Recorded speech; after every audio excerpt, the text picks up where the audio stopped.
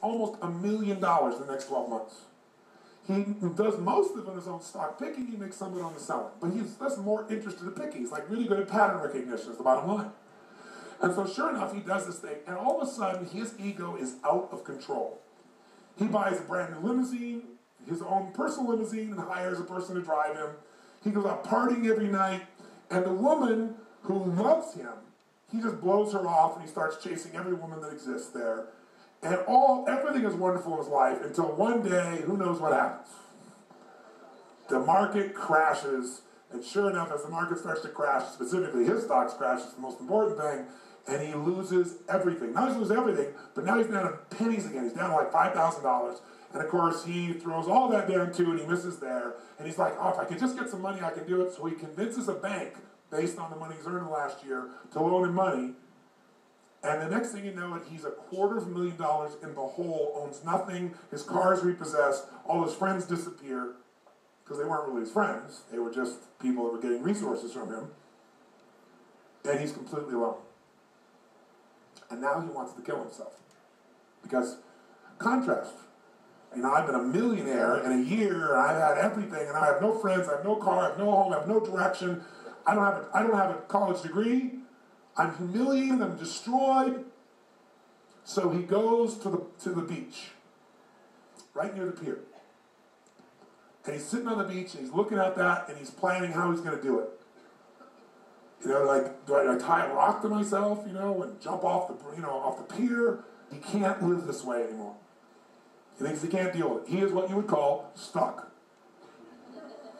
Right? With a capital S. And as he's sitting there, and he's just looking out and all this anger and intensity and stuckness inside, instead of engaging, he's just living in it. And this old guy, probably 70 years old, comes walking by and goes, the ship! And he looks up and he goes, Sonny! Looks at the boy. The ship! Your ship ain't coming in. There's a sandbar there. It can't come in. You got to go out to your ship. And he said, well, what are you talking about, old man? He goes, your ship, it ain't going to come in for you. You got to go out to it. And obviously this old man saw what this young man, 25 years old, was doing in his head. It was obviously on his face. And he said, so tell me, why the long face? And he said, you really want to know? And so sure enough, John dumped the whole load on him. His upbringing. Brooklyn, growing up, people shooting at him, quitting the police force, the Christmas tree story, right? Making the money in stocks, $250,000, making $1 million, becoming a stockbroker, losing it all, borrowing money from the bank, and now he's worth minus $250,000. And frankly, there's not a reason to live. My friends weren't my friends. The one woman I loved, I went out with everybody else. She's around, but I don't feel worthy of her anymore. And he looked at him and said, can you run? He said, what? Can you run? Well, yeah, of course I can run. He said, you think you could beat me in a 100-yard dash? And he looked at him and said, come on, old man. You're probably, 3 times my age? Yeah, I could beat you in a 100-yard dash. He said, you want to bet on it? I said, it's not like you're a betting man. He said, well, what's the bet? $50. $50 I beat you in a 100-yard dash. He said, what's the catch? He said, there's no catch. He said, in fact, I'll give you odds 10 to 1. If you beat me, I'll pay you $500. That's $500 is a lot of money, right? He said, but I want you to go, you got the money? He goes, well, no. He said, meet me tomorrow morning, come back here at 8:30, we'll have our run, bring the $50. You beat me in a 100-yard dash? $500. I beat you, I get the $50. Deal? Okay, old man. He shook his hand. He told me later. He said, I don't know what this deal is. Maybe the old man just felt sorry for me. He's giving me $500. But for the first time, he had a compelling future. He said the problem is he didn't have $50. So he went home to his girlfriend, the one that stuck by him, right?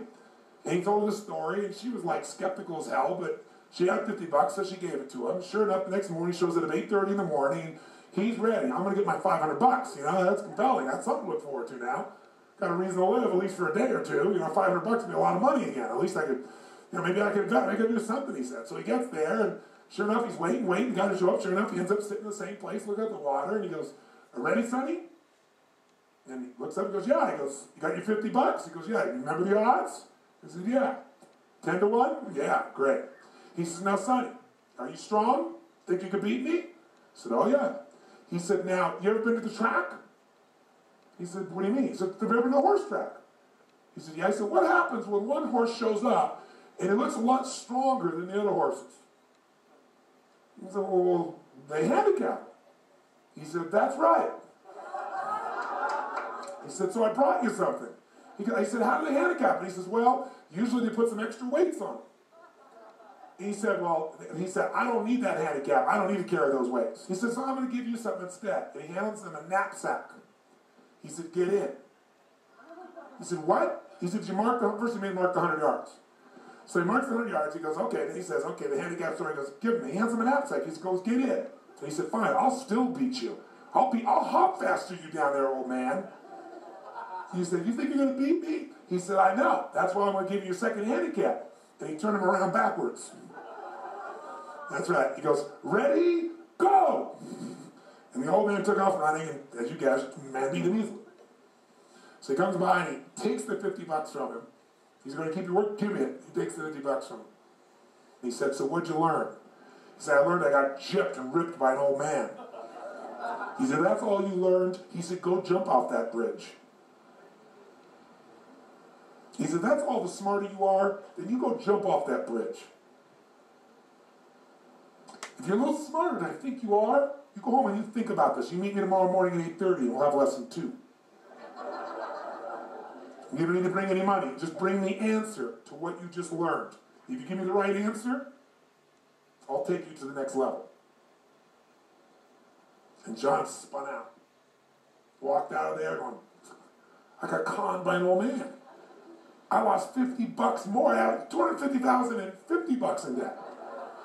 And it's my girlfriend. I got the 50 bucks. He's like, how am I going to tell her that I lost her 50 bucks in a race to an old man? All night long, he's up trying to figure out what the hell he's supposed to have learned from this. Don't trust people. Don't listen to people, right? Because every moment of your life, you got to decide what are you going to focus on and what does it mean and what are you going to do? Is it the end of the beginning? Are you being punished or rewarded? Meaning is where all life is shaped, and you have the power to change the meaning how fast. But you better ask a better question or come up with a better answer. So sure enough, he comes back the next morning. He's thought all night. Sure enough, the guy's there. His name's Abe. Abe's there. He said, okay, young man, what did you learn? He said, well, I guess what I really learned is I lost because I let you make up the rules. He said, I got 2 sons. Both went to college. Took them 10 years to figure that out after college. He said, you could be a very wealthy man. And John's eyes lit up. He said, what's the next lesson? He said, well, if you get that lesson, on that one alone, you could become wealthy.